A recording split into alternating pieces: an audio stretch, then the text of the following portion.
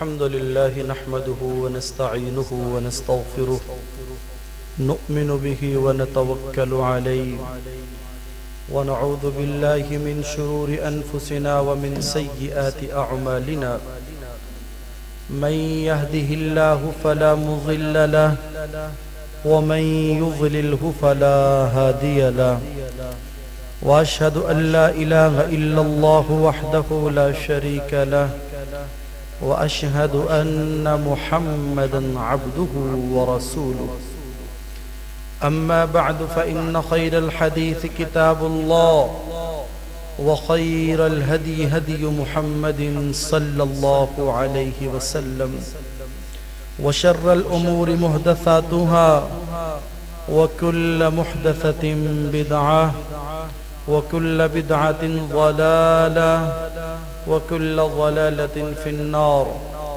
يا أيها الذين آمنوا اتقوا الله حق تقاته ولا تموتن إلا وأنتم مسلمون يا أيها الناس اتقوا ربكم الذي خلقكم من نفس واحدة وخلق منها زوجها وبث منهما رجالا كثيرا ونساء واتقوا الله الذي تساءلون به والأرحام إن الله كان عليكم رقيبا يا أيها الذين آمنوا اتقوا الله وقولوا قولا سديدا يصلح لكم أعمالكم ويغفر لكم ذنوبكم ومن يطع الله ورسوله فقد فاز فوزا عظيما اللهم صل على محمد وعلى آل محمد كما صليت على إبراهيم وعلى آل إبراهيم إنك حميد مجيد اللهم بارك على محمد وعلى آل محمد كما باركت على إبراهيم وعلى آل إبراهيم إنك حميد مجيد اللهم انفعنا بما علمتنا وعلمنا ما ينفعنا وزدنا علما رب اشرح لي صدري ويسر لي أمري واحلل عقدة من لساني يفقه قولي أعوذ بالله السميع العليم من الشيطان الرجيم بسم الله الرحمن الرحيم يريد الشيطان أن يضلهم ضلالا بعيدا إن المبذرين كانوا إخوان الشياطين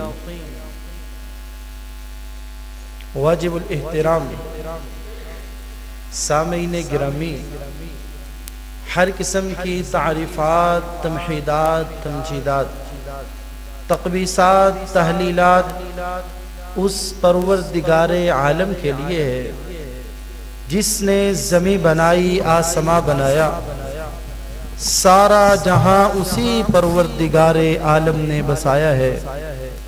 جتنی بھی اس اللہ کی تعریف کی جائے، کبریائی بیان کی جائے، کم ہے۔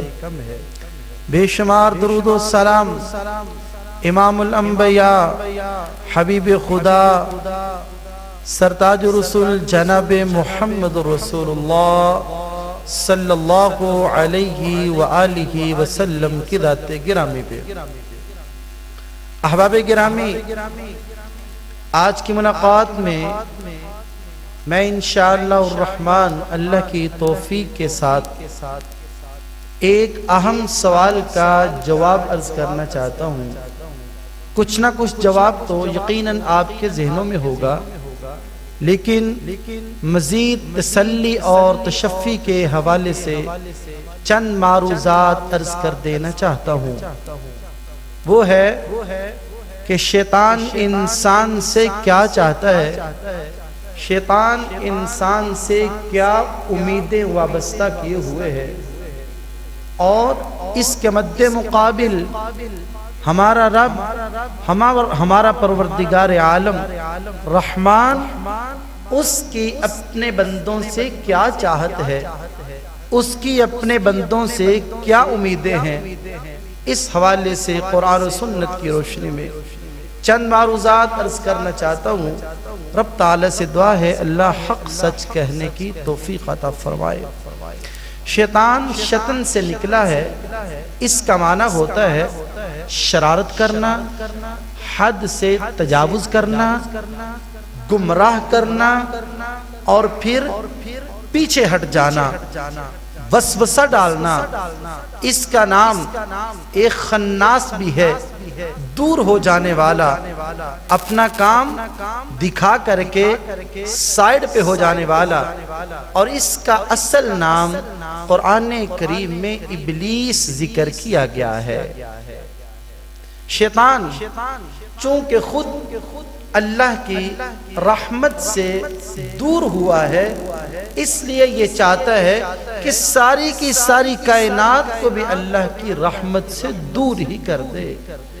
شیطان چونکہ جہنم کا راہی بنا ہے، اس لیے یہ چاہتا ہے کہ کوئی شخص بھی جنت کا راہی نہ بن سکے۔ ساری کی ساری کائنات جہنم کے راستے کے اوپر ہی چل پڑے۔ ایک انٹرنیشنل سروے کے مطابق جو معلوم ہوا ہے کہ دنیا میں اس وقت 8 ارب کے لگ بھگ انسانوں کی تعداد ہے۔ دنیا میں 8 ارب کے لگ بھگ انسان بستے ہیں، جن میں سے شیطان نے کچھ اس انداز سے لوگوں کو گمراہ کیا ہے۔ ایک بہت بڑے طبقے کو شیطان نے ایسا گمراہ کیا کہ وہ اللہ ذوالجلال کے انکاری ہو گئے، رب کے اختیارات کے، رب کی ذات کے، رب کے کمالات کے انکاری ہو گئے کہ کوئی ذات موجود ہی نہیں ہے، یہ دنیا کا نظام خود بخود ہی چل رہا ہے۔ شیطان نے ان کو تو گمراہ ایسے کر دیا۔ ایک بہت بڑی تعداد ہے، اور ایک بہت بڑی تعداد وہ بھی ہے جس کو اس انداز سے شیطان نے گمراہ کیا ہے کہ وہ ادیان جو باطلہ ہیں، یا وہ ادیان جن کو اللہ ذوالجلال نے منسوخ کر دیا ہے، ایک بہت بڑی تعداد شیطان کے کہنے سے ان کے پیچھے چل پڑی، ادیان منسوخہ کی پیروی کرنے لگی۔ اور جو اس وقت پوری دنیا میں مسلمانوں کی تعداد بنتی ہے وہ 1 ارب اور 57 کروڑ کے لگ بھگ مسلمان ہیں جو تو پوری دنیا میں بستے ہیں۔ اور پھر مسلمانوں کو بھی اس شیطان نے اس انداز سے گمراہ کیا ہے کہ نصف مسلمان، یعنی سمجھیں 50 کروڑ کے لگ بھگ مسلمان تو ایسے ہیں جو کلمہ پڑھنے کے باوجود بھی مشرک نظر آتے ہیں، کلمہ بھی پڑھتے ہیں لیکن اللہ ذوالجلال کے غیر کو بھی سجدہ کرتے ہیں، اللہ کے علاوہ کسی اور کو بھی مشکل کشا اور حاجت روا تصور کرتے ہیں۔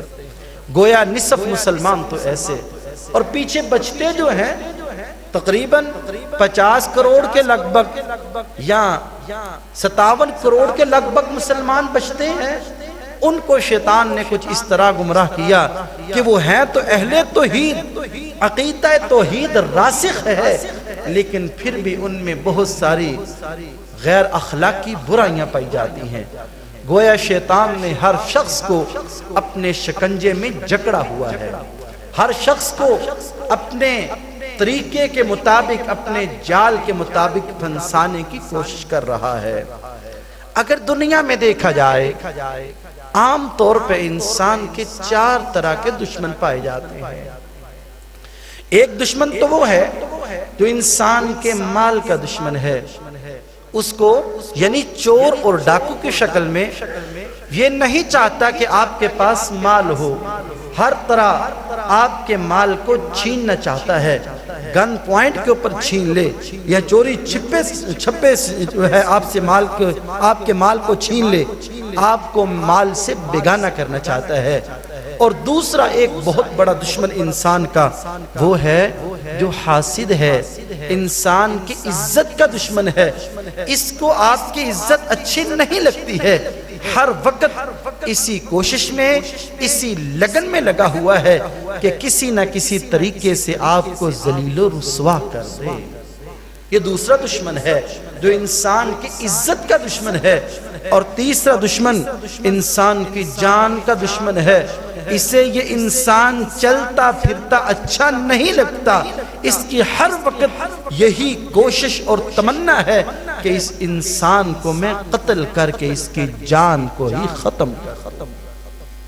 اور چوتھا دشمن شیطان ہے، جو انسان کے مال کا بھی دشمن ہے، انسان کی عزت کا بھی دشمن ہے، انسان کی جان کا بھی دشمن ہے، اور سب سے بڑھ کر کے انسان کے ایمان کا دشمن ہے۔ یہ مارنا بھی چاہتا ہے، مال سے بیگانہ کر کے مارنا چاہتا ہے، یہ مارنا بھی چاہتا ہے اور ذلیل و رسوا کر کے مارنا چاہتا ہے، یہ مارنا بھی چاہتا ہے اور بے ایمان کر کے مارنا چاہتا ہے۔ پتہ یہ چلا کہ دنیا میں سب سے بڑا دشمن جو انسان کا ہے وہ شیطان سب سے بڑا دشمن ہے۔ اللہ ذوالجلال نے قرآن کریم میں تفصیل کے ساتھ کئی ایک مقامات پر شیطان کے حملوں کا تذکرہ کیا، اس کے ہتھ کنڈوں کا تذکرہ کیا اور اس کی چاہتوں کا تذکرہ کیا۔ اللہ کا قرآن کہتا ہے یرید الشیطان ان یضلہم ضلالا بعیدا، شیطان کی چاہت یہ ہے کہ تمہیں دور کی گمراہی میں پھینک دے، ایسی گمراہی میں چلے جاؤ کہ جہاں سے پھر واپسی کا امکان بھی موجود نہ ہو۔ ایسا تمہیں گمراہی میں لے جانا چاہتا ہے، ایسے شرک کے اندھیروں میں لے جانا چاہتا ہے کہ جہاں پر تمہارا واپسی کا سفر پھر ناممکن ہو جائے۔ شیطان کی چاہت کیا ہے؟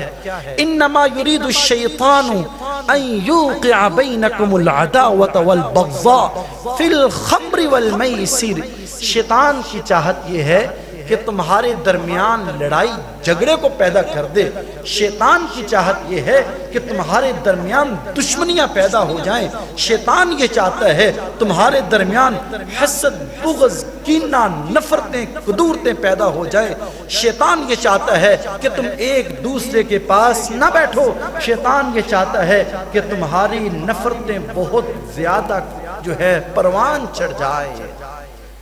شیطان کی چاہت یہ بھی ہے فی الخمر والمیسر، شیطان یہ چاہتا ہے کہ تم سارے کے سارے شرابی بن جاؤ، شیطان یہ چاہتا ہے کہ تم سب کے سب سودی کاروبار کرو اور اسی طرح جوا کھیلو، دھوکے اور فراڈ کرو۔ آج شیطان اپنی چاہت میں کامیاب ہو چکا ہے، شیطان اپنے حملوں میں کامیاب ہو چکا ہے۔ جو شیطان کو انسان سے امیدیں وابستہ تھی اس پہ شیطان بڑا ہی اتراتا ہے اور بڑا ہی خوش ہوتا ہے کہ انسان نے میری بات مکمل طریقے سے مانی ہے۔ آج شیطان کس انداز سے کامیاب ہوا ہے کہ بھائی بھائی سے بیگانہ ہو چکا ہے، بھائی اپنے بھائی کا چہرہ نہیں دیکھنا چاہتا ہے، بہن بہن سے دور ہو چکی ہے، رشتہ دار کو بلانا نہیں چاہتے ہیں، حتیٰ کہ ہمسائے جن کی دیواریں ایک ہیں، دو ہمسائے بھی آپس میں کلام کیے ہوئے کئی سال گزر چکے ہیں۔ شیطان کچھ اس انداز میں کامیاب ہوا ہے، آج فحاشی اور عریانی کے اڈے سرے عام نظر آتے ہیں لیکن ان کو کوئی بند کرنے والا نظر نہیں آتا ہے۔ شیطان کس انداز سے کامیاب ہوا ہے کہ آپ شراب خوری کے اڈے عام نظر آتے ہیں، شراب عام بکتی ہوئی نظر آتی ہے، جو شیطان کی چاہت تھی فی الخمر والمیسر۔ شیطان تمہیں شرابی بنانا چاہتا تھا، شیطان تمہیں جوا خور بنانا چاہتا تھا، شیطان تمہیں سودی بنانا چاہتا تھا۔ آج یقیناً شیطان اپنے حملوں میں کامیاب ہو چکا ہے اور انسان ناکام ہو چکا۔ رحمان کی بھی چاہت تھی، اس کی چاہت کے ساتھ ہی رحمان کی چاہت کیا تھی؟ اللہ ذوالجلال کا قرآن اعلان، اللہ کے نبی کا فرمان اعلان کرتا ہے وَلَا تَبَاغَضُوا، لوگوں آپس میں بغض نہ رکھو، وَلَا تَحَاسَدُوا، حسد نہ کیا کرو، وَلَا تَنَاجَشُوا، لوگوں کی جاسوسی نہ کیا کرو، ٹو نہ لگایا کرو۔ یہ کیا کر رہے ہیں، یہ کیا کر رہے ہیں؟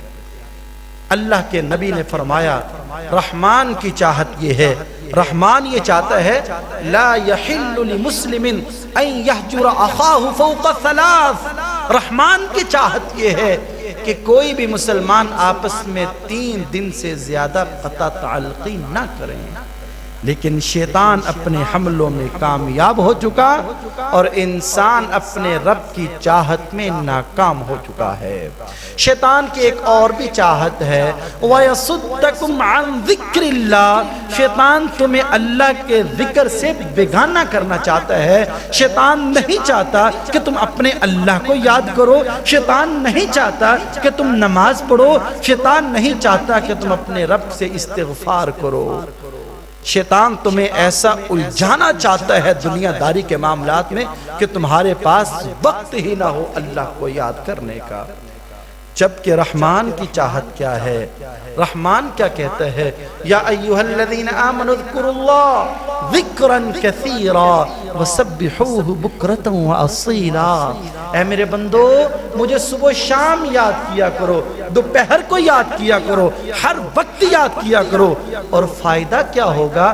فرمایا فاذکرونی اذکرکم واشکروا لی ولا تکفرون، تم مجھے یاد کرو میں تمہیں یاد کروں گا، تم میرا شکر کرو میں تمہیں جنتوں کا مہمان بناؤں گا۔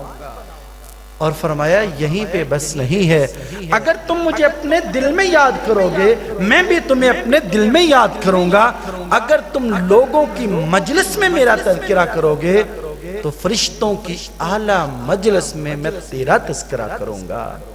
رحمان کی چاہت یہ ہے کہ بندے مجھے یاد کرنے والے بن جائیں، رحمان کی چاہت یہ ہے کہ ہر وقت بندے میرا تذکرہ کرے اور مجھے اپنے دل میں یاد رکھے، جبکہ اس معاملے میں بھی شیطان کامیاب ہو چکا ہے۔ ذکر کرنے والے اور نہ کرنے والے کی مثال کیسے ہے؟ مثل الذی یذکر ربہ والذی لا یذکر ربہ الحی والمیت، محبوب کریم علیہ السلام نے فرمایا اللہ کو یاد کرنے والا شخص اور نہ یاد کرنے والا شخص، اپنے رب کو بلا دینے والا شخص، اس کی مثال زندہ اور مردہ کی ہے۔ ایک شخص وہ ہے جو اپنے رب کو یاد کرتا ہے، گویا وہ شخص رب کے نزدیک زندہ ہے، لیکن دوسرا وہ شخص جو زندہ تو نظر آتا ہے لیکن اپنے رب کو بھولا ہوا ہے، شیطان کی ہتھ کنڈوں میں آیا ہوا ہے، ہر وقت شیطان کے پیچھے چلتا ہے، گویا یہ شخص چلتا تو زمین پہ نظر آتا ہے، ظاہری طور پر تو زندہ ہے لیکن باطنی طور پر یہ مر چکا ہے، چونکہ اس کا دل مردہ ہو چکا ہے، اپنے رب کو بلا بیٹھا ہے، یہ بندہ مردہ ہے۔ اسی لیے ہمیں دنیا پہ بہت ساری چلتی پھرتی لاشیں نظر آتی ہیں۔ دل کے مردہ ہونے کی وجہ کیا ہے؟ چلتی پھرتی لاشوں سے کیا مراد ہے؟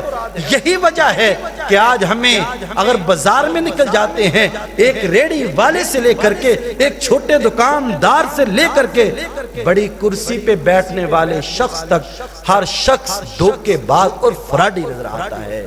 ہر شخص کی یہ خواہش ہے کہ میں اس کے کپڑے اتار لوں، ہر شخص کی خواہش یہ ہے کہ سارے کا سارا مال میرے پاس بھی ہونا چاہیے، کسی کے پاس کچھ بھی نہ ہو۔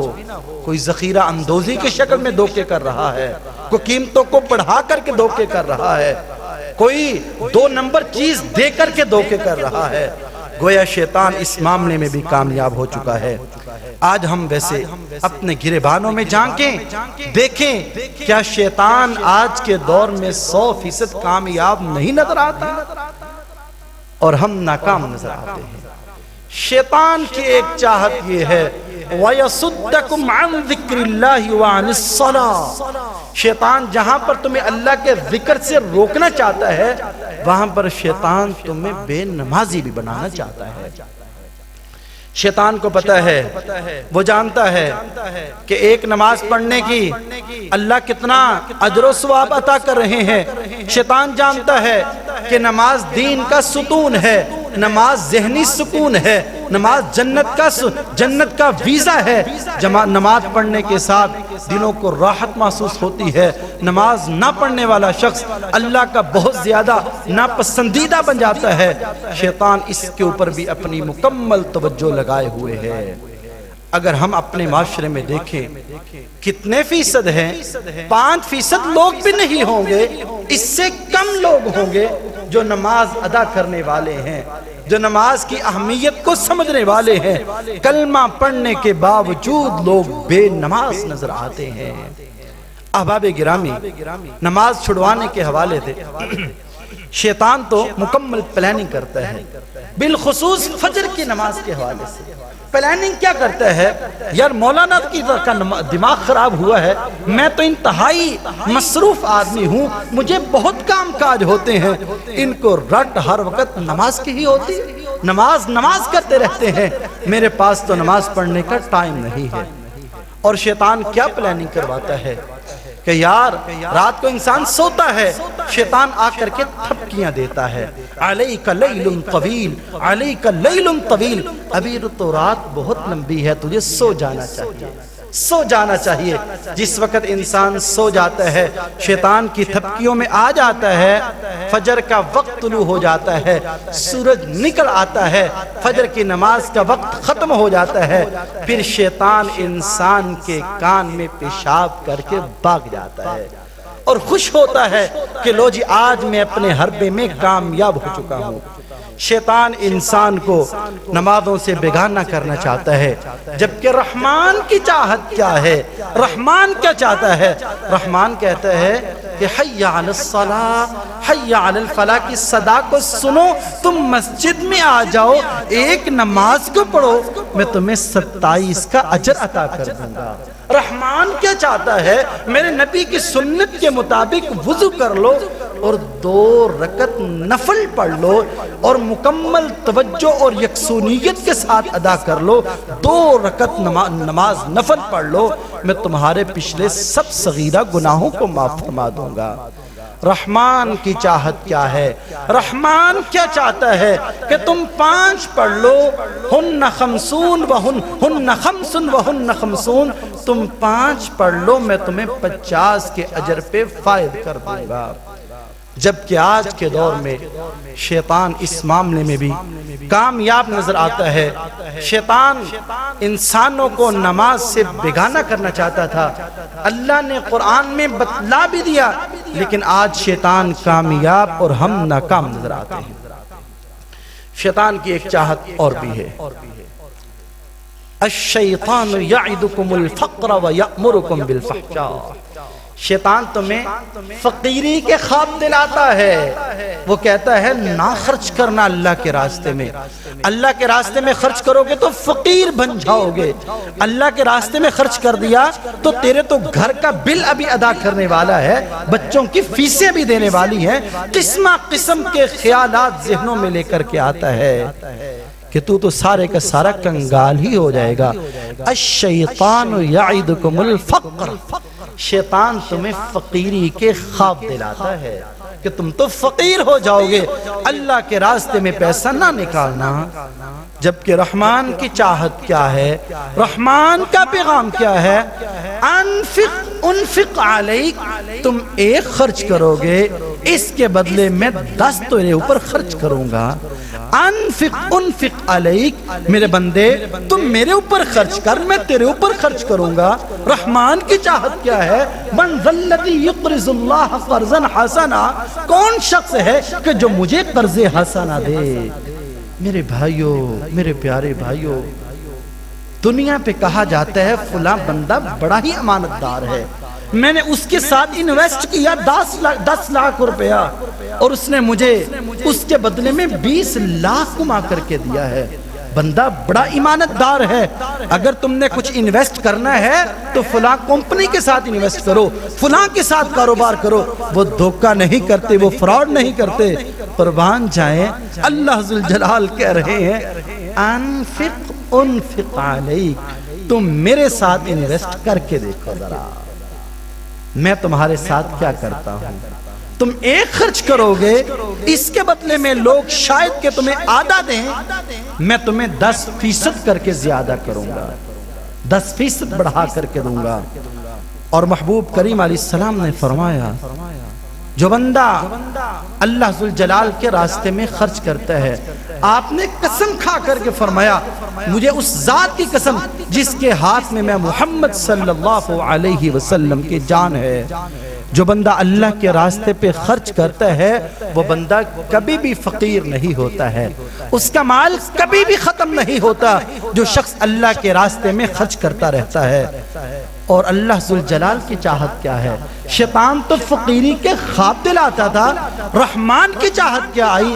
فرمایا تم خرچ کرو میرے اوپر خرچ کرو، میں تمہاری تقدیروں کو ہی بدل کے رکھ دوں گا۔ تیری تقدیر میں مشکل لکھی تھی، تیری تقدیر میں سانحہ لکھا تھا، تیری تقدیر بہت زیادہ خطرناک تیری زندگی میں کام ہونے والا تھا، کہا تم خرچ کر دو میرے راستے میں تمہاری تقدیر کو ہی چینج کر کے رکھ دوں گا۔ رحمان کی چاہت یہ ہے کہ تم اللہ کے راستے میں کثرت کے ساتھ خرچ کرو، جبکہ شیطان یہ چاہتا ہے کہ تم فقیر ہو جاؤ گے، تم کنگال ہو جاؤ گے، تم اللہ کے راستے میں کچھ بھی خرچ نہ کر دینا۔ شیطان کی ایک اور بھی چاہت ہے، انما یأمرکم بالسوء والفحشاء، شیطان تمہیں بے حیا بنانا چاہتا ہے، شیطان تمہیں فحش گوئی سکھاتا ہے، شیطان تمہیں فحاشی اور عریانی پہ لگانا چاہتا ہے۔ اور دوسرے مقام پر اللہ ذوالجلال نے فرمایا الشیطان یعدکم الفقر ویأمرکم بالفحشاء، اس مقام پہ بھی اللہ ذوالجلال نے فرمایا کہ شیطان تمہیں فقیری کے خواب دلاتا ہے، ساتھ تمہیں بے حیائی کے راستے پہ بھی چلانا چاہتا ہے۔ امام ابن القیم رحمہ اللہ فرماتے ہیں الحیاء حیات، حیا میں ہی زندگی ہے، گویا حیا دار بندے کی ہی زندگی ہے، بے حیا بندے کی کوئی زندگی نہیں ہے۔ اور محبوب کریم علیہ السلام نے فرمایا تھا، آپ نے فرمایا کہ اذا لم تستحیی فاصنع ما شئت، جس وقت انسان سے حیا نکل جائے تو انسان جو کچھ مرضی کرتا رہے۔ شیطان انسان کو کیسے گمراہ کرتا ہے، کیسے فحاشی پہ لگاتا ہے، کبھی کاروبار کے نام پر انسان کو فحاشی پہ لے جانا چاہتا ہے، کبھی خوشیوں کے نام پر شیطان انسان کو فحاشی پہ گامزن کرنا چاہتا ہے، کبھی شیطان انسان کو مہنگائی کے نام پر شیطان انسان کو گمراہی پہ لے جانا چاہتا ہے، اور کبھی شیطان انسان کو ویلنٹائن ڈے کے نام کے اوپر فحاشی سکھانا چاہتا ہے، کبھی میرا جسم میری مرضی کے نام پر شیطان انسان کو فحاشی پہ لگانا چاہتا ہے۔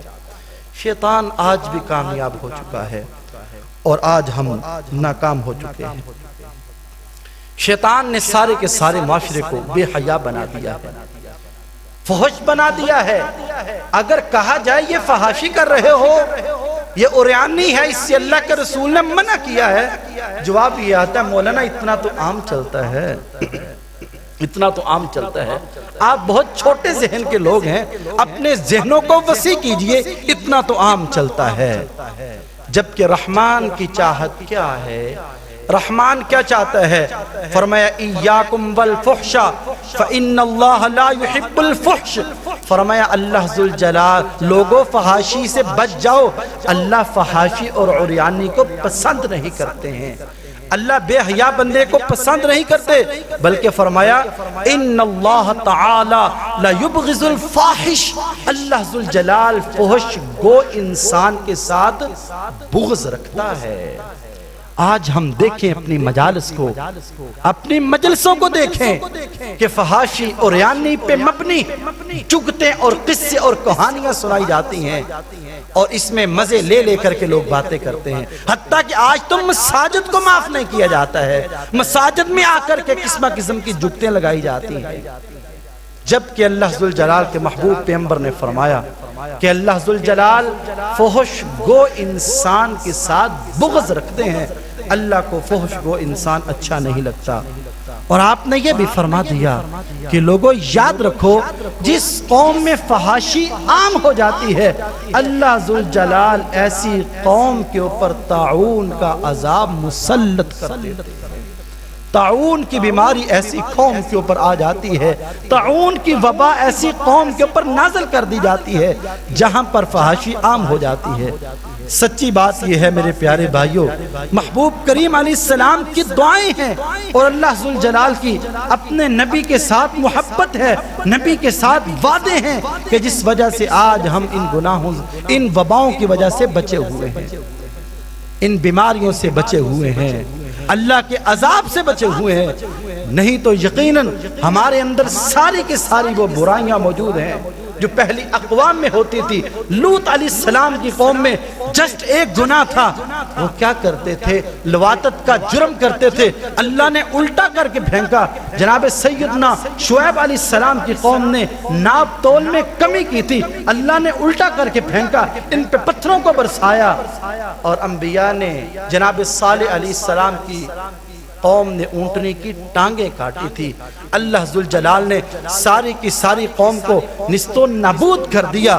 آج ہم نظر دوڑائیں پچھلی امتوں کی طرف، پچھلی قوموں کی طرف بھی، اور آج اپنی امت محمدیہ کی طرف بھی نظر دوڑائیں، کوئی فرق نہیں لگتا ہے، کوئی فرق نہیں لگتا ہے۔ لیکن محبوب کریم علیہ السلام نے فرمایا ہے، میرے رب نے میرے ساتھ وعدہ کیا ہوا ہے کہ میں تیری امت کو، تیری ساری کی ساری امت کو کبھی بھی ختم نہیں کروں گا، تیری امت قیامت تک باقی رہے گی۔ بہرحال شیطان اپنی چاہت میں کامیاب ہو چکا، شیطان نے فحاشی کو عام کر دیا۔ رحمان کی چاہت یہ ہے کہ پاک دامنی ہونی چاہیے، عزت و وقار کا ماحول ہونا چاہیے، اور رحمان نے فرمایا ان الذین یحبون ان تشیع الفاحشۃ فی الدنیا والآخرہ، جو لوگ فحاشی کو عام کرنا چاہتے ہیں ایسے لوگوں کو میں دنیا پہ بھی عذاب دوں گا اور آخرت پہ بھی عذاب دوں گا۔ دنیا میں فحاشی کو عام کرنے والے لوگ اللہ ذوالجلال فرماتے ہیں کہ دنیا میں ہی میں ان کو عبرت کا نشان بنا کر کے دکھا دوں گا۔ شیطان کا ایک چور دروازہ یہ بھی ہے، آپ جانتے ہیں شیطان اس وقت سے ہے جب سے اللہ ذوالجلال نے دنیا بنائی، اس سے پہلے سے ہے۔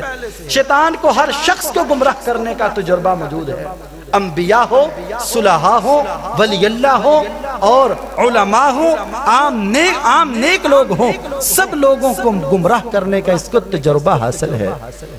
اور شیطان کا ایک چور دروازہ یہ بھی ہے کہ انسان کے اوپر تنہائی کا وار کرتا ہے، تنہائی میں آ کر کے کہتا ہے تجھے کون دیکھ رہا ہے؟ کوئی دیکھنے والا نہیں، گناہ کر، اللہ کی حدود کو پامال کر۔ جبکہ شیطان انسان کو وہ وقت بلا دیتا ہے کہ انسان کی ایک ایک حرکت کو نوٹ کیا جا رہا ہے، ایک ایک ادا کو لکھا جا رہا ہے، اور اس کے بعد ایک ایک ادا کی پکچر اور ویڈیوز بھی بنائی جا رہی ہے۔ کل قیامت کا دن ہوگا، انسان انکار کرے گا، اللہ یہ تو میں نے جرم کیا ہی نہیں، یہ تو میں نے گناہ کیا ہی نہیں۔ سامنے پکچر دکھا دی جائے گی، وہ ماحول اور وہ سین دکھا دیا جائے گا، دیکھ میرے بندے تو ہی ہے یا تیری جگہ پر کوئی اور ہے گناہ کرنے والا۔ شیطان انسان کے اوپر تنہائی کا وار کرتا ہے، جبکہ رحمان کیا چاہتا ہے کہ تم پاک دامن ہو، جس طرح کی تمہاری جلوت ہے ویسی ہی خلوت ہونی چاہیے۔ ابن ماجہ کی ایک روایت آتی ہے، رونگٹے کھڑے کر دینے والی روایت، سرتاج رسول جناب محمد رسول اللہ صلی اللہ علیہ وسلم نے بیان فرمایا، لوگوں کل قیامت کا دن ہوگا، کچھ لوگ آئیں گے اللہ کی عدالت میں، نیکیوں کی انبار لے کر کے آئیں گے، نمازیں بھی تمہاری جیسی ہوں گی، روزے بھی تمہارے جیسے ہوں گے، حج و زکاة بھی ادا کی ہوگی، نیکیوں کی انبار اور پہاڑ لے کر کے آئیں گے، اللہ کی عدالت میں آئیں گے۔ اللہ ذوالجلال ان کی نیکیوں کو ہباء منثورا کر دیں گے، کسی نیکی کی کوئی ویلیو اور حیثیت نہیں رہے گی۔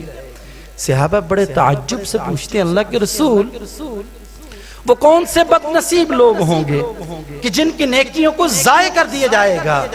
آپ فرماتے ہیں یہ وہ لوگ ہوں گے جو لوگوں کے سامنے نمازیں تو پڑھنے والے ہیں، روزے بھی رکھنے والے ہیں، حج اور زکاة بھی دینے والے ہیں، سارے نیک عمل کرنے والے ہیں، لیکن جس وقت تنہائی میں جاتے تھے، تنہائی میں جا کر کے اللہ کی حدود کو پامال کیا کرتے تھے۔ میرے بھائیوں، میں بعض دفعہ سوچتا ہوں کہ صحابہ کرام سوچتے ہوں گے انسان تنہائی میں جا کر کے کیا برائی کر سکتا ہے، لیکن یقیناً آپ سوچ جانتے ہیں آج کے دور میں یہ موبائل اور انٹرنیٹ کا فتنہ ایسا فتنہ ہے کہ اس نے بڑے بڑے نیکوں کو بھی اپنی لپیٹ میں لیا ہوا ہے۔ آج کے دور میں اس موبائل نے اتنا گن پھیلا دیا ہے، خدا کی قسم اگر انسان کے دل میں ایمان کی رمق باقی ہے تو تب ہی گناہ سے بچ سکتا ہے، نہیں تو بڑے بڑے حاجی، نمازی اور علماء کو بھی اس نے اپنی لپیٹ میں لیا ہوا ہے۔ انسان اپنی نیکیوں کو تباہ و برباد کر بیٹھتا ہے، اور محبوب کریم علیہ السلام نے فرمایا کل قیامت کا دن ہوگا، ایک شخص اللہ کے دربار میں حاضر ہوگا، اللہ ذوالجلال پوچھیں گے میرے بندے کیا کر کے آئے ہو دنیا پہ؟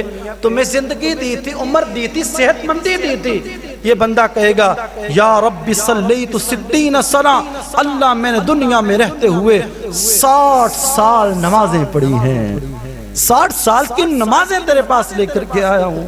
اللہ ذوالجلال فرمائیں گے تیری نماز ایک بھی قابل قبول نہیں ہے۔ کیا وجہ ہے کیوں قابل قبول نہیں ہے؟ ہاں تو نمازیں تو پڑھتا تھا، تو مجھے یاد تو کرتا تھا، لیکن تنہائی میں جا کر کے میری حدود کو پامال کیا کرتا تھا، تنہائی میں جا کر کے حدود کو کراس کیا کرتا تھا، اس لیے تیری ایک نماز بھی قبول نہیں ہے۔ شیطان یہ چاہتا ہے کہ تمہیں فحاشی پہ لگا دے، شیطان یہ چاہتا ہے تمہیں عریانی پہ لگا دے، شیطان یہ چاہتا ہے کہ تیرے کیے ہوئے سارے کے سارے اعمال تباہ و برباد ہو جائے، جبکہ رحمان کیا چاہتا ہے؟ رحمان کی چاہت یہ ہے کہ تم اکیلے میں بیٹھ کر کے ایک بار میرے در پہ آ جاؤ، اکیلے تنہائی میں آؤ، اور تنہائی میں آ کر کے ایک آنسو کا قطرہ مکھی کے سر کے برابر اپنی آنکھوں سے بہا دو، تمہارے پچھلے سارے کے سارے گناہوں کو دھو دوں گا۔ رحمان یہ چاہتا ہے کہ تنہائی میں مجھے یاد کیا جائے، شیطان یہ چاہتا ہے تنہائی میں جا کر کے انسان اللہ کی حدود کو پامال کر بیٹھے اور سارے کے سارے اعمال کو ضائع کر بیٹھے۔ شیطان کا ایک چور دروازہ اور بھی ہے، وہ چور دروازہ یہ بھی بڑا کامیاب ہے، انسان کے دل میں وسوسات لے کے آتا ہے، خیالات لے کے آتا ہے، یار گناہ کرنے والا کیا تو ہی اکیلا ہے؟ سارا جہان ہی تو گناہ کر رہا ہے، جہاں پر دوسرے جائیں گے وہاں پر تو بھی چلا جائے گا۔ یہ شیطانی وسوسہ ہے، شیطانی ہتھ کنڈا ہے، شیطان انسان کو اس انداز میں بھی اللہ سے دور کرتا ہے، جبکہ قرآن نے اس کی چاہت سے مطلع کر دیا، کہا لا تزر وازرۃ وزر اخری، لوگوں کل قیامت کا دن آنے والا ہے، کسی شخص کے اوپر کسی کا کوئی بھی بوجھ نہیں ڈالا جائے گا، ہر شخص کو اپنا بوجھ خود اٹھانا پڑے گا۔ شیطان کے جس وقت یہ حملہ انسان کے اوپر ہو اور یہ وسوسہ آئے کہ گناہ کرنے والا کون سا، میں اکیلا ہی ہوں، سارا جہان گناہ کر رہا ہے، جہاں وہ جائیں گے وہاں میں بھی جاؤں گا، اس وقت ذہن میں یہ بات لے کر کے آئیے، ہائے گناہ تو سب کر رہے ہیں، میں بھی کر رہا ہوں، وہ بھی کر رہے ہیں، اگر میں ان کی طرف دیکھ کر کے گناہ کر لوں تو کل جس وقت میری موت واقعہ ہوگی، میری قبر میں کوئی دوسرا شخص تو نہیں پڑے گا، قبر میں مجھے ہی جانا پڑے گا۔ آپ جانتے ہیں دنیا پہ بڑی بڑی محبتیں کرنے والے، جانیں نچھاور کرنے والے، جب انسان دنیا سے چلا جائے یہ رب کا فیصلہ ہے، رب کی عادت ہے، رب کا نظام ہے، ہر شخص کو اپنی قبر میں ہی لیٹنا ہوتا ہے۔ جانیں قربان کرنے والے، ہر چیز دینے والے کبھی بھی کسی دوسرے انسان کی قبر میں پڑنے کے لیے تیار نہیں ہوتے ہیں۔ لا تزر وازرۃ وزر اخری، کسی کے اوپر کسی کا بوجھ نہیں ڈالا جائے گا، ہر شخص کو اپنا ہی بوجھ اٹھانا ہوگا۔ آگے بڑھئے، شیطان کا ایک کامیاب حربہ اور بھی ہے، یہ حربہ تو کبھی خالی جاتا ہی نہیں ہے، اس حربے میں شیطان ہمیشہ کامیاب ہو کر کے ہی رہتا ہے، اس چال میں شیطان ضرور کامیاب ہو جاتا ہے۔ شیطان کو جیسا پہلے بھی ذکر کیا، کروڑوں اربوں انسانوں کو گمراہ کرنے کا تجربہ حاصل ہے، اور اس کا ایک کامیاب حربہ یہ ہے کہ عورت کا جال ہے۔ عورت کا جال ایسا جال ہے کہ بڑے بڑے ایمان والوں کے بھی پتے پانی ہو جاتے ہیں۔ یہاں پہ شیطان ضرور کامیاب ہو جاتا ہے۔ اس لیے سرتاج رسول جناب محمد رسول اللہ صلی اللہ علیہ وسلم نے فرمایا، النساء حبائل الشیطان، لوگوں عورتیں شیطان کی رسیاں ہیں، عورتیں شیطان کا جال ہیں۔ عورتوں کے ذریعے شیطان انسانوں کو شکار کرتا ہے، اور یہ شکار شیطان کا ہمیشہ کامیاب ہو جاتا ہے۔ کوئی قسمت والا شخص ہے جس کی اللہ ذوالجلال حفاظت فرمائے، وہی بچتا ہے، لیکن عورت کے حملے سے بعد رہنا یہ کوئی آسان کام نہیں ہے۔ امام ابن الجوزی رحمہ اللہ نے شیطان کے حملوں کے حوالے سے، عورت کے جال کے حوالے سے ایک واقعہ نقل کیا ہے، بہت زیادہ سبق آموز ہے۔ امام ابن الجوزی رحمہ اللہ لکھتے ہیں کہ بنی اسرائیل میں 3 بھائی تھے، ان کے دل میں خواہش پیدا ہوئی، تڑپ پیدا ہوئی، کیوں نہ ہو کہ ہم جہاد کے لیے جاتے ہیں، اللہ ذوالجلال کے راستے میں قتال کرنے کے لیے جاتے ہیں۔ کہنے لگے، بھائی ہمارا باپ تو سر پر موجود نہیں ہے، تینوں ہم جہاد پہ چلے جائیں گے، ایک نوجوان بہن ہماری موجود ہے، وہ کیا گھر پر اکیلی رہے گی؟ ایسا تو اچھا نہیں ہے، ہمیں چاہیے کہ ہم اس کو کسی کے سپرد کر کے جاتے ہیں۔ کہا ٹھیک ہے، اب کس کے سپرد کیا جائے؟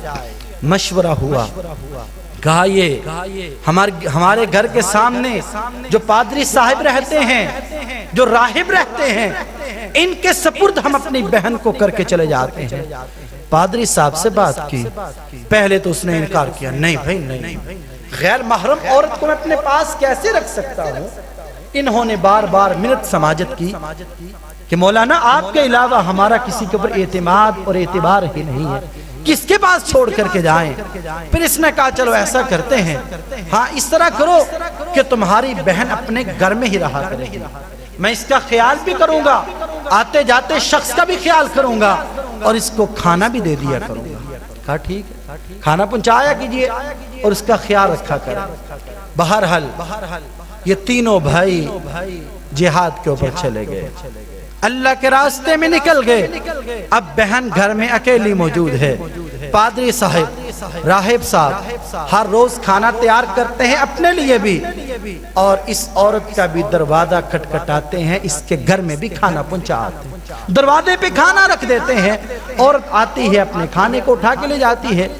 کچھ دن یہ سلسلہ چلتا رہا، دیکھیے شیطان کس طرح دھیرے دھیرے اور آہستہ آہستہ انسان کو کیسے گمراہ کرتا ہے۔ کچھ دنوں کے بعد پادری صاحب کے دل میں خیال آیا، کیوں نہ ہو یار میں اس کے گھر ہی جا کر کے کھانا دے آیا کروں۔ عورت باہر آتی ہے، بے حیائی ہوتی ہے، عورت کو تو گھر سے باہر نہیں نکلنا چاہیے، لہذا مجھے اس کے گھر میں جا کر کے کھانا دینا چاہیے۔ اب یہ دروازہ کھٹکھٹاتا، عورت کے پاس جا کر کے کھانا دے کے آتا۔ سوچ بڑی اچھی ہے کہ عورت گھر سے باہر نہیں رہے گی، جائے گی، اس کے پردے کا خیال رہے گا، اس کے گھر میں جا کر کے کھانا دیتا ہے۔ کچھ عرصہ تو ایسا ہی کام چلتا رہا۔ کچھ عرصے کے بعد پھر شیطان آیا پادری کے دل میں اور وسوسہ ڈالا، یار بیچاری عورت اکیلی رہتی ہے، کیوں نہ ہو کہ اس کے پاس تھوڑا سا وقت گزار لیا جائے، اس کا دل بہلایا جائے، وہ بیچاری تھک جاتی ہوگی، پریشان ہوتی ہوگی، خلوت میں کیسے وہ وقت گزارتی ہوگی۔ اب آئیڈیا بڑا اچھا تھا، اس پہ عمل کر کے اس نے کیا کیا، پادری نے عورت کو کھانا دینے کے لیے جاتا ہے، کچھ دیر کے لیے اس کے پاس بیٹھ بھی جاتا ہے، اس سے گفتگو کرتا ہے، یقیناً پھر گفتگو سے آگے ہاتھ بڑھا اور آگے سے آگے پھر بدکاری کا ارتکاب کر چکا، منہ کو کالا کر چکا۔ یہیں پہ بس نہیں، پھر ایک بچہ بھی پیدا ہو چکا ہے۔ اب بیٹا پیدا ہوا تو پادری کو فکر لاحق ہوئی پریشان ہوا کہ یہ تو کام بڑا خراب ہے، اگر اس عورت کے بھائی آئیں گے تو میری خیر نہیں ہوگی، کیوں نہ ہو اس بچے کو قتل کر دیا جائے، بچے کو قتل کر، بچے کو، معصوم چاند کو قتل کر دیا ہے۔ اب مزید شیطان نے اور وسوسہ ڈالا، کہا بچے کو تو قتل کر دیا ہے، لیکن اگر اس عورت نے اپنے بھائیوں کو بتلا دیا تو پھر تیرا کیا بنے گا؟ اب دیکھیے آہستہ آہستہ کس طرف جا رہا ہے۔ وسوسہ ڈالا شیطان نے، ایسا کرو اس عورت کا کام بھی تمام کر دو، اس عورت کو بھی قتل کر دو۔ عورت کو بھی قتل کیا، اب اس نے گھڑا کھودا ہے، بچے کو بھی وہیں ڈالا، اس کی ماں کو بھی وہیں ڈالا، اور اوپر سے گھڑے کو مکمل کر دیا ہے، زمین کو ہموار کر دیا ہے، کام ہی تمام ہو گیا۔ شیطان ابھی بھی نہیں چین سے بیٹھا۔ جس طرح میں نے ذکر کیا تھا، شیطان انسان کے مال کا بھی دشمن ہے، عزت کا بھی دشمن ہے، جان کا بھی دشمن ہے، اور مارنا بھی چاہتے ہیں، اور بے ایمان کر کے مارا جاتا ہے۔ شیطان ابھی چین سے نہیں بیٹھا، ابھی بھائی تینوں آئے، واپس آئے جہاد سے، اور شیطان بھائی آ کر کے پادری سے ملے، اپنی بہن کے بارے میں پوچھا۔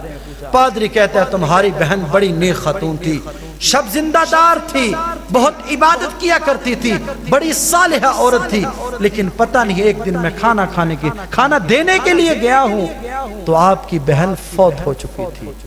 انہوں نے مان لیا بھائی موت کا فیصلہ تو اٹل ہے، جب اللہ کا حکم آنا ہے اس کو تو کوئی ٹال ہی نہیں سکتا۔ کہا چلو ٹھیک ہے، اللہ کی سپرد معاملہ ہوا۔ بہرحال شیطان ابھی بھی سکون سے نہیں بیٹھا ہے۔ رات کے وقت تینوں بھائیوں کی خواب میں آیا اور آ کر کے سارے کا سارا ماجرا بیان کیا۔ کہا تمہاری بہن ایسے فوت نہیں ہوئی، اس کے ساتھ تو بہت بڑا ظلم کیا گیا ہے، اس کے ساتھ راہب نے یہ معاملہ کیا ہے، ساری کی ساری کہانی سنا دی۔ اب صبح کا وقت ہوا، ایک بھائی دوسرے کے ساتھ، دوسرا تیسرے کے ساتھ، تینوں بھائی آپس میں گفتگو کر رہے اور تینوں کہہ رہے ہیں ہمیں یہ خواب آیا ہے۔ بہرحال اس کو شیطانی وسوسہ سمجھا۔ ایک دن گزرا، دوسرا دن، تیسرا دن گزرا، تیسرے دن پھر یہی بات جب خواب میں آئی تو سب سے چھوٹا بھائی کہنے لگا تم میری بات مانو یا نہ مانو، جو جگہ مجھے دکھائی گئی ہے اس جگہ کو کھود کر کے میں دیکھوں گا ضرور کہ یہاں پر کیا کچھ موجود ہے۔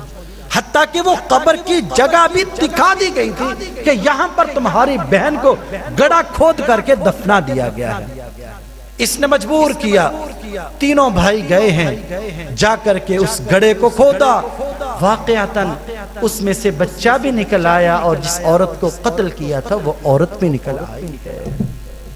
پادری کو پکڑا گیا، مقدمہ چلا، پادری نے اقرار کر لیا جی اس طرح میں نے گناہ کیا ہے، مجھ سے گناہ سرزد ہوا ہے۔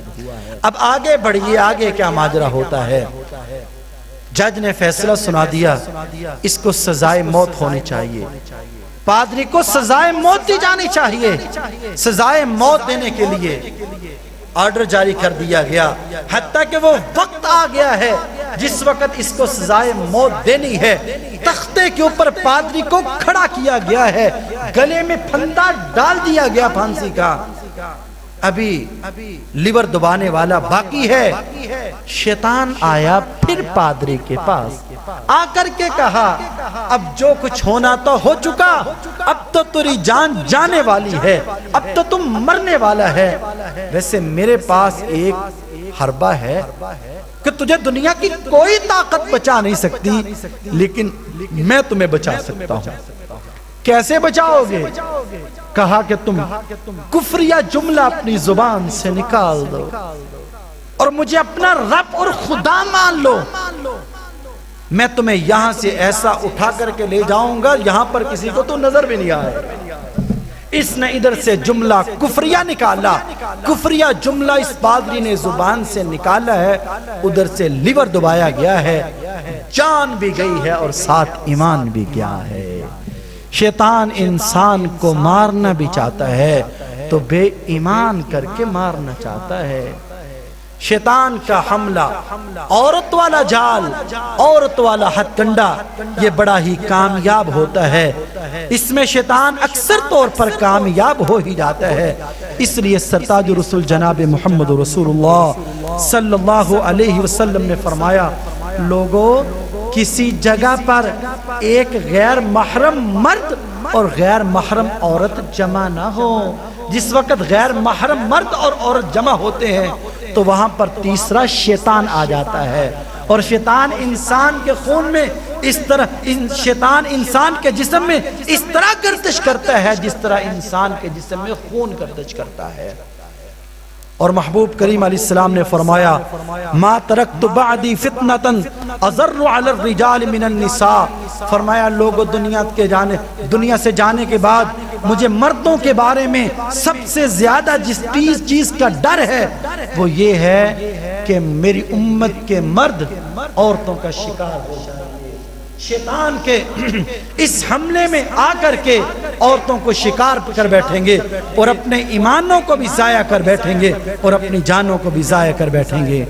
اور محبوب کریم علیہ السلام نے فرمایا، لوگوں جس وقت بن سور کر کے عورت بازار میں نکلتی ہے، چاہے وہ کسی طرح کی بھی ہو، اس کا رنگ صورت اس کی اچھی نہ ہو، اس کا لباس اچھا نہ ہو، لیکن وہ بن سور کر کے جس وقت بازار میں جاتی ہے تو شیطان اس کو اور زیادہ سنوار کر کے خوبصورت کر کے لوگوں کے سامنے پیش کرتا ہے، اور انسان پھر انسان ہے، اس کا دل گناہ کے اوپر آمادہ ہو جاتا ہے۔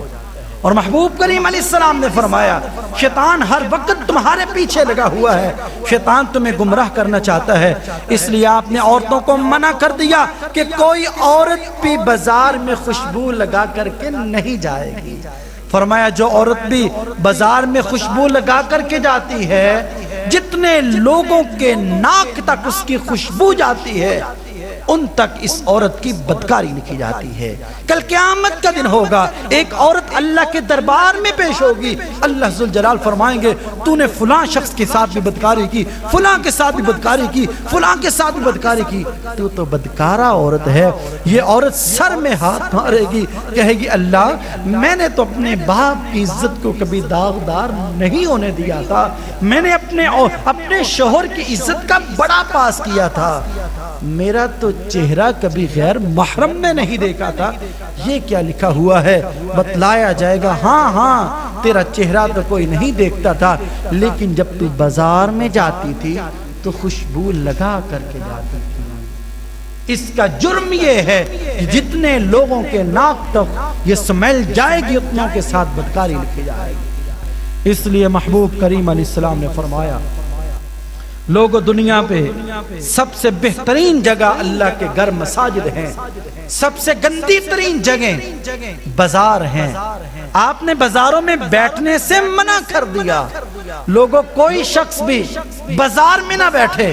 صحابہ عرض کرتے ہیں اللہ کے رسول بازاروں میں بیٹھنا ہماری مجبوری ہے، ہم نے کاروبار کرنا ہوتا ہے، کاروبار کے سلسلے میں ہمیں بیٹھنا ہی پڑتا ہے۔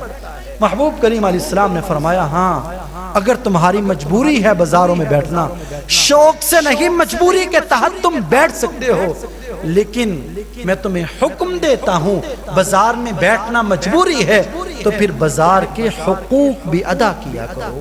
بازار کے کیا حق ہیں، بازار کے کیا حقوق ہیں؟ محبوب کریم علیہ السلام نے فرمایا پہلا حق تو یہ ہے کہ گزرنے والوں کے سلام کا جواب دیا کرو، دوسرا حق یہ ہے کہ بازاروں میں بیٹھنا ہے تو اپنی نظروں کو جھکا کر کے بیٹھا کرو۔ آج ہم اپنے بازاروں کا ذرا معائنہ کریں، چکر لگائیں ذرا بازاروں میں کیا کیفیت ہے، کتنے میرے نوجوان اور کتنے بوڑھے بھی نظر آتے ہیں، کوئی کام کاج نہیں ہے، جسٹ دل لگی کے لیے رونق میلہ دیکھنے کے لیے بازاروں میں بیٹھ جاتے ہیں، اور وہاں پر لوگوں کی ماؤں بہنوں بیٹیوں کو سکینر لگا کر کے چیک کیا جاتا ہے۔ لعنت ہے ایسے نوجوان کی جوانی کے اوپر، اس کو ڈوب کر کے مر جانا چاہیے۔ لوگوں کی بہنوں بیٹیوں کی طرف دیکھتے ہو جبکہ تیری ماں بہن بیٹی بھی گھر میں موجود ہے، اور یہ قرض ہے، یہ قرض ہے، یہ ادا ہو کر کے ہی رہتا ہے۔ اگر آج تم کسی کی بہن بیٹی کو دیکھ رہے ہو، ان قریب تیری بہن بیٹی کو بھی کوئی دیکھنے والا آئے گا، پھر تیری آنکھیں کھلیں گی، لیکن پھر تمہیں اپنی وہ کرتوتوں کو یاد کرنا ہوگا۔ احباب گرامی، محبوب کریم علیہ السلام نے فرمایا جس وقت انسان دکھی ہو کر کے اللہ کو کہتا ہے اللہ میرے حال کی طرف دیکھ، میں اتنا دکھیارا ہوں، اتنا پریشان حال ہوں، وہ پروردگار عالم کہتا ہے ہاں میں تیرے حال کو دیکھتا ہوں، تو ذرا اپنے نامہ اعمال کو دیکھ، تو کیا کرتا ہے، کیا میرے کہنے کے مطابق زندگی گزارتا ہے یا نہیں گزارتا۔ شیطان کا ایک اور کامیاب حربہ ہے، وہ یہ ہے کہ شیطان نیکوں کو بھی گمراہ کرتا ہے۔ کس انداز سے گمراہ کرتا ہے؟ ہر شخص کو گمراہ کرنے کا انداز مختلف ہے۔ انسان نماز پڑھتا ہے، نمازی بندے کو حوصلہ تسلی دے کر کے اس کو فخر میں لا کر کے کہ تو بڑا نمازی ہے، تو بڑا روزے دار ہے، بڑا زکوٰۃ ادا کرنے والا ہے، بڑے نیک اعمال کرنے والا ہے، جبکہ یہ دوسرا شخص یہ تو نکمہ ہے، اس نے کبھی مسجد کا منہ نہیں دیکھا، یہ آتا ہے تو جلدی جلدی نماز پڑھ کے نکل جاتا ہے۔ میری اور اس کی حیثیت میں زمین آسمان کا فرق ہے۔ انسان کو تکبر میں لا کر کے انسان کے اعمال کو تباہ کرواتا ہے۔ جو بندہ نیک ہے، نیک کو اس کی نیکی کا فخر اور تکبر دل میں لا کر کے اس کے اعمال کو تباہ و برباد کر دیتا ہے۔ جبکہ اللہ ذوالجلال کا قرآن اس نے اس حربے سے بچنے کے لیے بھی ہمیں نسخہ کیمیا بتلایا۔ کہا جناب سیدنا ابراہیم علیہ السلام کی زندگی کی طرف دیکھو ذرا، ان کی زندگی میں کیا ہے؟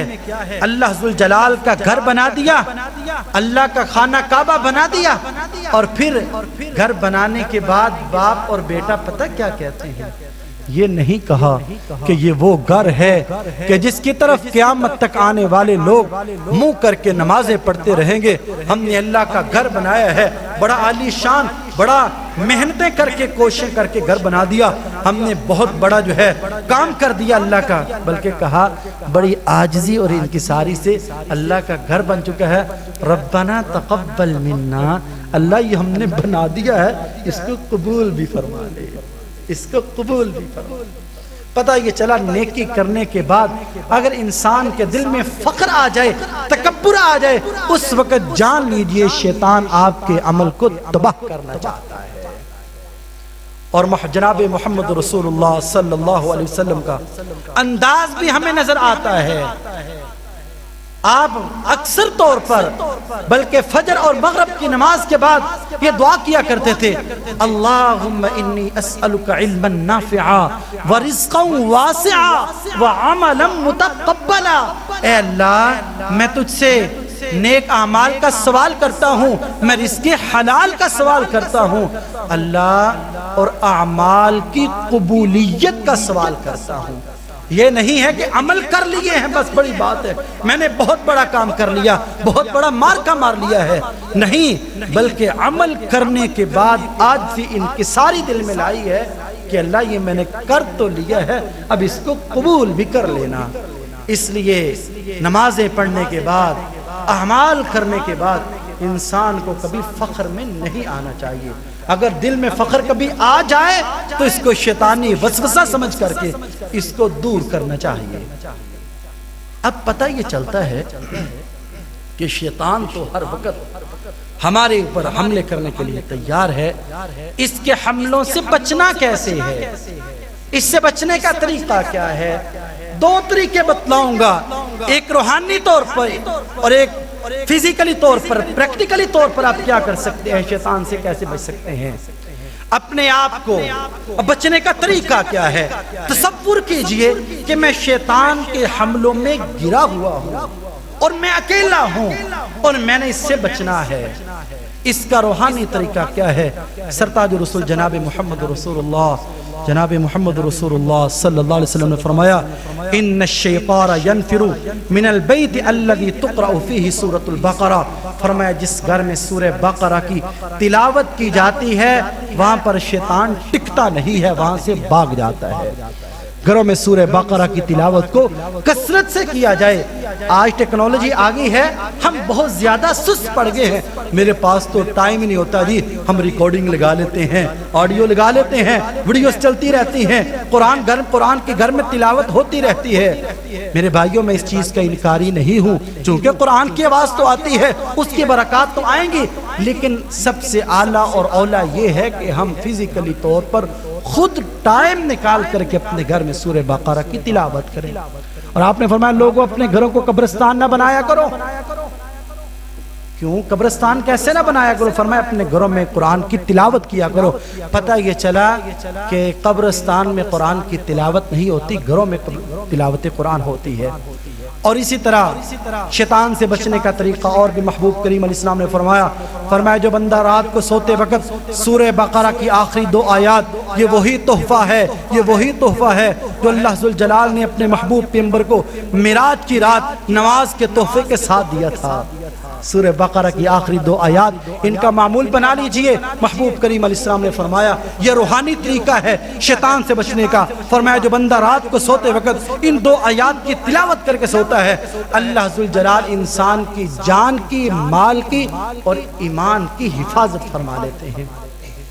اور دوسرا پریکٹیکلی طور پر جو عرض کرنا چاہتا ہوں وہ یہ ہے کہ ہم بعض دفعہ بلکہ اکثر اوقات اس دشمن کو، شیطان کو اپنا دشمن نہیں سمجھتے ہیں، اس کو دشمن تصور ہی نہیں کیا جاتا ہے، اس وجہ سے یہ ہمارے اوپر حملے کرتا ہے۔